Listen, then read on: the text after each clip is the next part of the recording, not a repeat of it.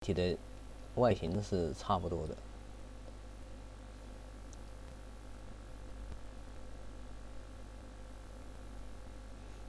这个保护也很窄的，稍微变通一下就行了。你再看这个，它就改一下了，改成多边形了，改成多边形。多边形使用起来肯定没有圆形那么顺滑了，那么方便了。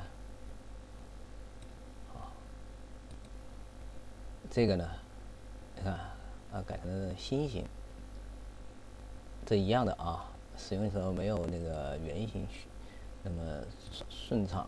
这个装被子或卸被子的时候，这个也是的啊。这是你看花瓣形。看这个也是下面带夹子的啊。这种结构稍微复杂一些，这个保护的比较窄吧，因为这种使用，这不知道怎么使用。下面挂被子加被子嘛，这个也是的啊。按说加被子或者晒别的东西，加别的东西。你看这第二个了，你看和这，你看区别就不大吧，和原创。它就是螺旋方向不一样，这个无所谓的，两边螺旋方向，掉个头就行了。也就是说挂钩换个方向，就和这个是一模一样的。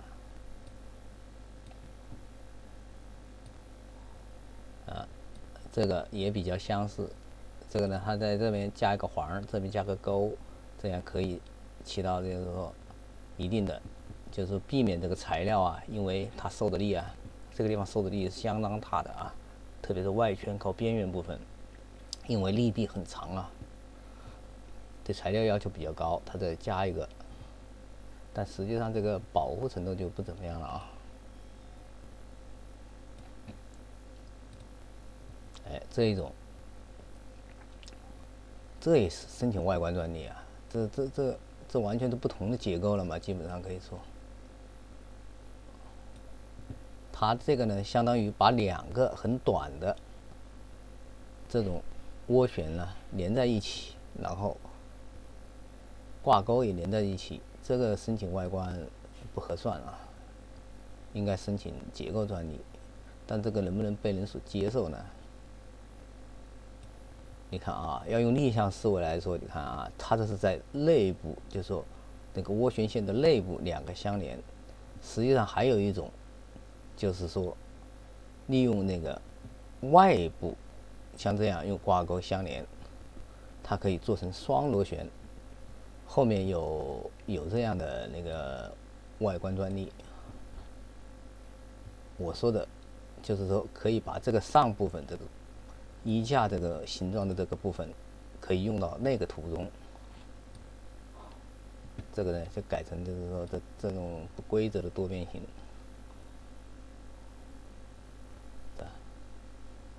实际上，工作原理是一样的，都是一个挂钩，一个很长的悬臂，把它折起来，看见没有？就是说，实际上权利要求书第一个这样描述了也可以，一个很长的臂，把它做成曲线，挂钩和一端连，其余部分做成曲线，绕在这个节点，就是环绕这个节点，就是绕这个节点，缠绕节点，环绕节点，看怎么说吧，用词吧。这也是一个外观，你看和这区别大吗？不大啊。这几个了，这第三个了，和它区别不大的，所以外观专利很容易申请啊，类似的专利。这第三个了，啊，这个稍微变了一下形，就是说把里面就是说这种涡旋拉长了一下。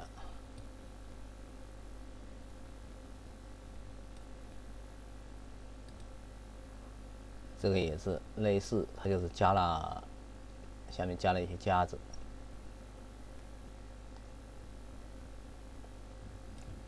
好，再看一个，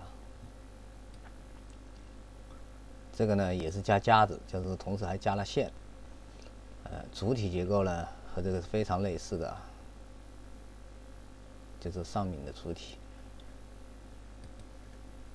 这个呢，几乎也是相当类似啊，就这儿稍微有点改变。这就是的象正生他设计的，他那个这是外观专利，同时它也这种形状它也申请了那个结构专利啊。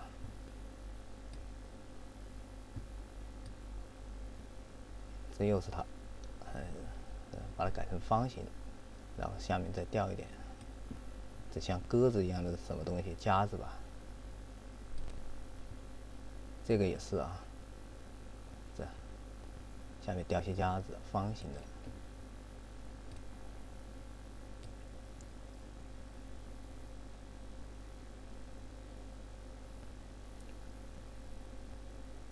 外观下面加了夹子，就是下面加了一个支架啊。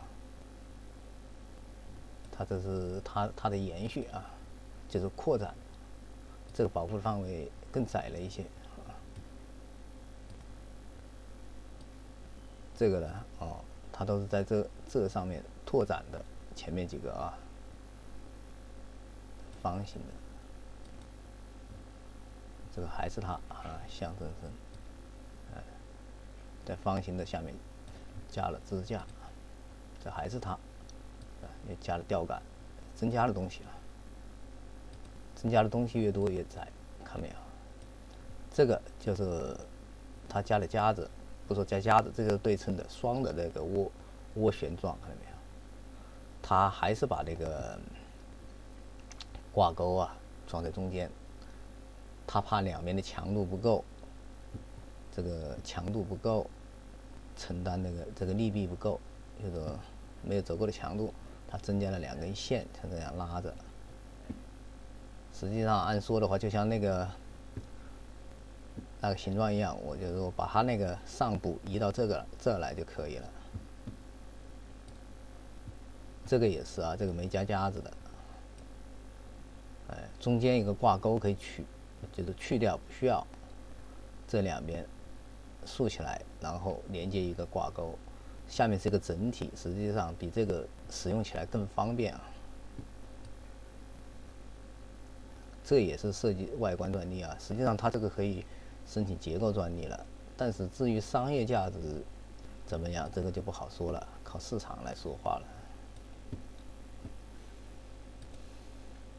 啊，这个就是里面改了一下，把它改成多边形的。这是哪里啊？浙江。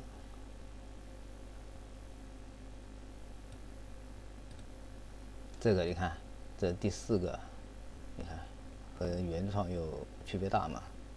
看到没有？不大，对不对？它照样可以被授予，你看授权公告2已经被授予专利权了。这个呢也是的啊，差不多类似，就是一个新型，只是它的图片呢可能是实物照的啊。你看，这个可能设计就是说申请的时候可能有点匆忙，文件都没有那个完好。你看，记住啊，它叫秦昊，胡梦佳，这个也反正形状改变一下吧，稍微改变一下。猴尾，这也是一个方形，下面加一点东西。它好像也申请了好几个，3、4个。这猴尾，这是多边形，就稍微变了一下。又是猴尾，这是圆形，这是涡旋，涡状线啊。这个你看，它就中间一点是方的，其他都还是圆的，区别就稍许大一点啊，还是不大。这个申请的这个是发明专利，这是公告还没有授权。它这个比较复杂啊，这个弧度很小啊，这个真正使用起来是不方便的啊。如果晒被子的话不方便啊，晒毛巾还可以，这个晒被子不方便，相当不方便。这在里面弄的话，就是说把被子抖开抖均匀是不方便的啊，这个很不好弄。好，我们再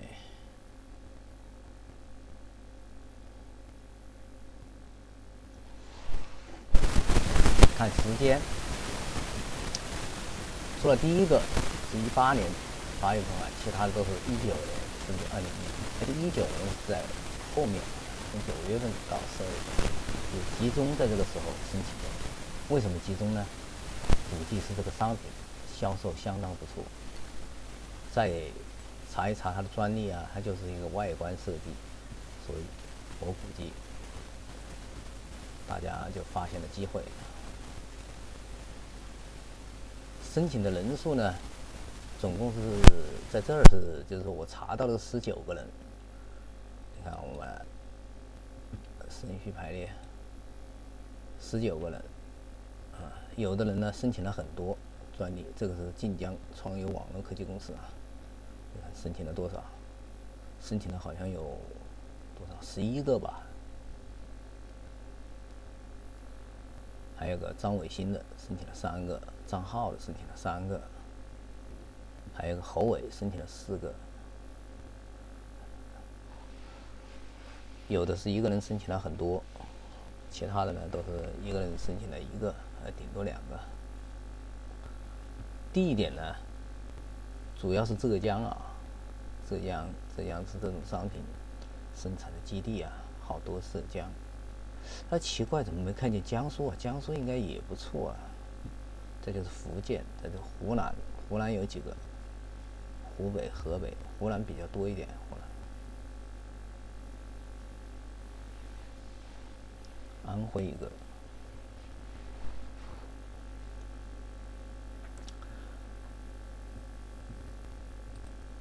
也就是说，像这种游戏规则，就是说新的游戏规则出来了，电商如果很好的能够保护知识产权的话，它的结构，像这个外观呢，可能保护的比较弱，结构的保护的稍微好一点。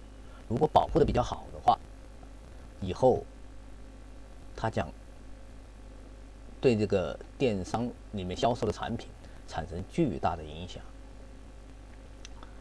如果保护的好，保护的有效，有惩罚机制，那么如果你有知识产权，你有比较好的产品，又有知识产权，别人的模仿受到了限制，这些产品就是基本上就竖起了壁垒了。竖起壁垒呢，也不是很容易的事。你申请专利，这个专利权，这个非常重要。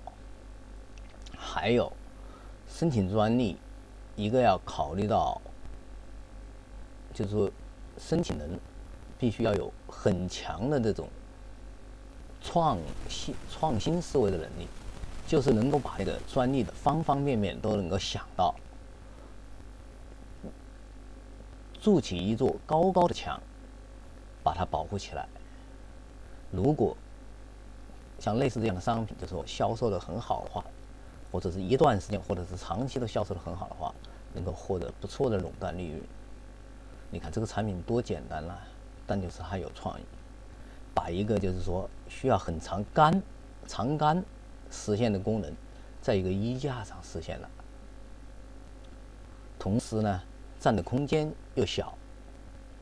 晾晒空间小啊，我是说，你要有一个长杆晾，你比方说在室内，如果没有阳台，没有这种晾晒外部晾晒的环境的话，你怎么晾？在家里相当不方便啊。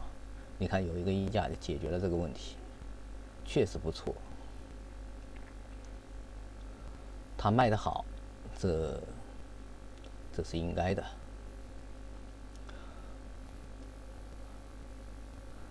像这样的类似的产品，以后在电商，我认为是几乎如果做得好的话，就是知识产权的保护做得好，同时产品能够也设计的比较好的话，估计有很多的这种甚至一夜暴富的神话都会出现。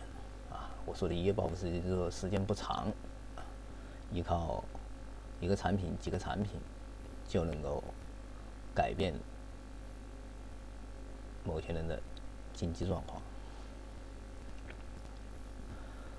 实际上，游戏规则是最重要的。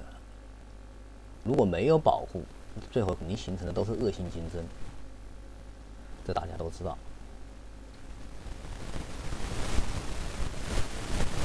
知识产权的保护，实际上就决定着，